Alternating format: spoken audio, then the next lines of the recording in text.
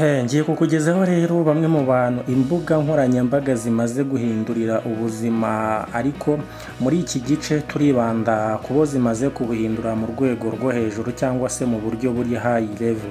Harimo umunyafurika umwe abakoresha imbuga nkoranyambaga batunze agatubutse ku isi muri 2024.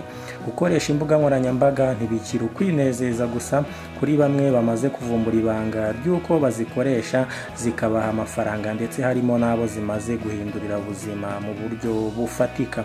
Nubwo zifatwa nk'inkota y'amugi abiri, ni ukuvuga ko zishobora gusenya zikangiriza byinshi. Ku rundi ruhande, imbuga nkoranyambaga ni isoko y'amafaranga ku babiteguye neza bakazubaka mu buryo budahonyora amategeko y'abazishinze cyangwa se y'ibihugu zikoreshwamo.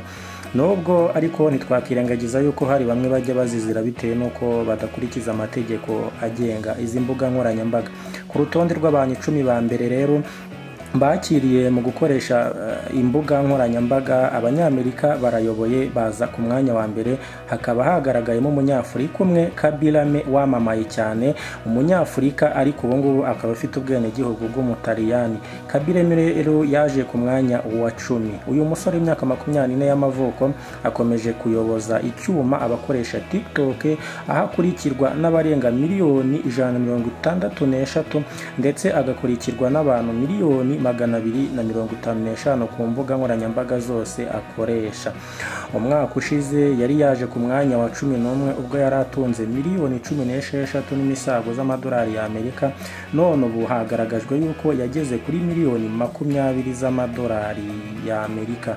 Zimwe mu mbuga nkoranyambaga urubyiruko rukunda gukoresha harimo TikTok, Instagram, Snapchat, YouTube n'izindi zigiye zitandukanye. Izi mbuga nkoranyambaga rero bazikoresha mu gushyiraho amafoto yabo ndetse n'amashusho agaragaza ubuzima babayeho bwa buri munsi, ndetse bakanamamaza ibibabyarira inyungu zikomeye mu buzima bwa buri munsi. Nubwo hirya no hino ku isi hagaragara umubare munini w'urubyiruko rubyaza umusaruro imbuga nkoranyambaga, hari abakize kurusha abandi mu mwaka wa 2024 nk'uko byashimangiwe na Forbes. Reka rero duhere ku mwanya wa mbere mu mapeti cyangwa se mu bayoboye abandi, tugende hanyuma tuze kugera ku mwanya wa 10 bitewe n'uko urutonde rumeze. Ku mwanya wa mbere haza uwo bita Mr Beast.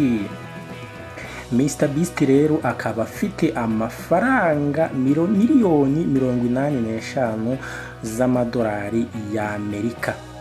Akaba akurikirwa n'abantu miliyoni 503 z'abafollowers cyangwa se z'abantu bamukurikira. Ku mwanya wa kabiri haraza Damar Mani, akaba atunze miliyoni 45 z'amadolari y'Amerika, akaba akurikirwa na miliyoni 120. Ku mwanya wa gatatu haza Mati Life ukurikirwa na miliyoni 50. Ku mwanya wa gatatu haza Mati Life utunze ayasaga miliyoni 50 z'amadolari y'Amerika, akaba akurikirwa n'abantu miliyoni 30. Naho ku mwanya wa kane haza Charli D'Amelio, akaba afite amadolari miliyoni 23.50 by'amadolari y'Amerika, akaba akurikirwa n'abantu miliyoni 213. Ku mwanya wa gatanu haza Stokest Queens, akaba afite miliyoni 20 z'amadolari y'Amerika, akaba akurikirwa n'abantu miliyoni 113. Ku mwanya wa gatandatu haza Dixie D'Amelio ufite miliyoni 14, akaba akurikirwa n'abantu miliyoni 87. Ku mwanya wa karindwi haza Mark Rober ufite miliyoni 25, akaba akurikirwa n'abantu miliyoni 61 zose. Ku mwanya wa 8 rero haza Alexis Cooper, akaba atunze ayasaga miliyoni 22 z'amadolari y'Amerika, akaba akurikirwa n'abantu miliyoni 5 zirenga. Ku mwanya wa 9 rero haza Letty and Link, ubwo urumva nyine ni abantu babiri bihurije hamwe, bakaba bafite miliyoni z'amadolari 36, bakaba bakurikirwa na miliyoni 14. Ku mwanya wa nyuma rero ariho haza wa munyafurika umwe rukumbi, akaba yitwa Kabila rero akomoka muri Senegal, akaba afite ubwenegihugu bw'Ubutaliyani, afite miliyoni 20 z'amadolari y'Amerika, akaba akurikirwa n'abantu miliyoni 255. Reka rero tuve kuri aya makuru y'ibyamamare biyoboye abandi mu gukoresha imbuga nkoranyambaga no kuzibyaza umusaruro, ngaruke gato hano mu Rwanda twigire mu bya politike. Ndaje gatoya ntujye kure.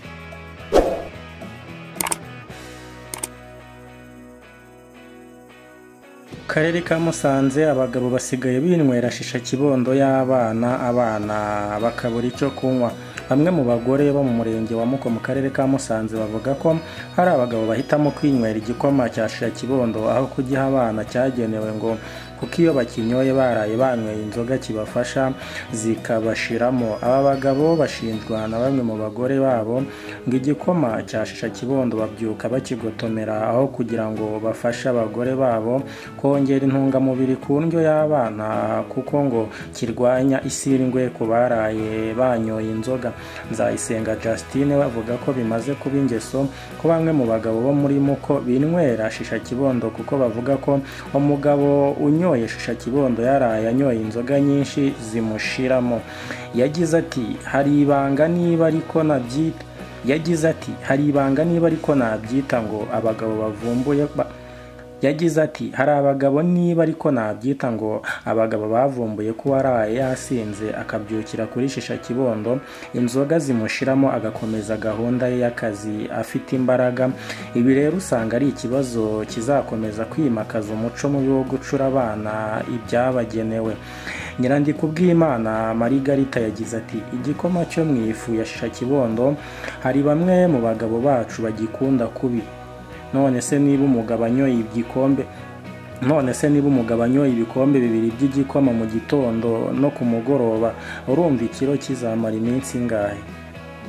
Baduhatira kubibatekera, kandi niba ababyeyi binywereye icyo gikoma abana ntibazaba bakuze ubwo bikwiye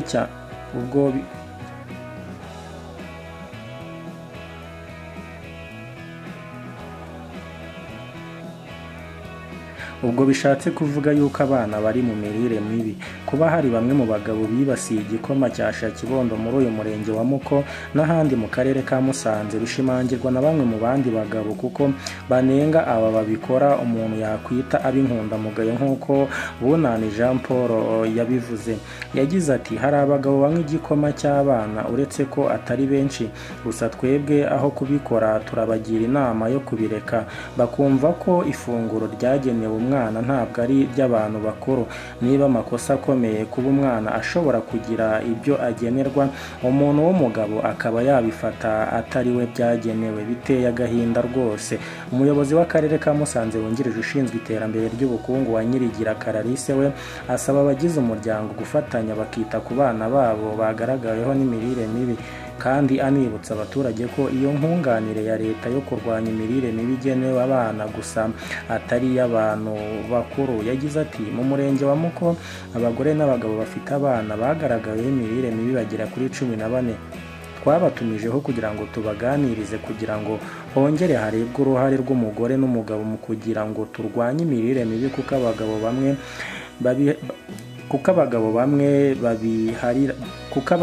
babihariraga abagore, ugasanga iby'umwana birareba umugore gusa.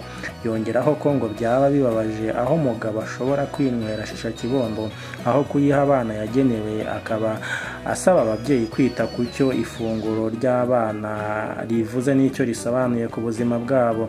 Yagize ati ikindi izi nkunga bahabwa na leta zirimo shisha kibondo turasaba gukurikirana bakamenya ko umwana abifata neza ku gihe. Ntabwo shisha kibondo ari iy'umuryango wose, ni iy'umwana igenewe kugira ngo ayifate agire ubuzima bwiza. Mu rwego rwo kurwanya igwingira kuri ubu akarere kari ku gipimo cya 21%.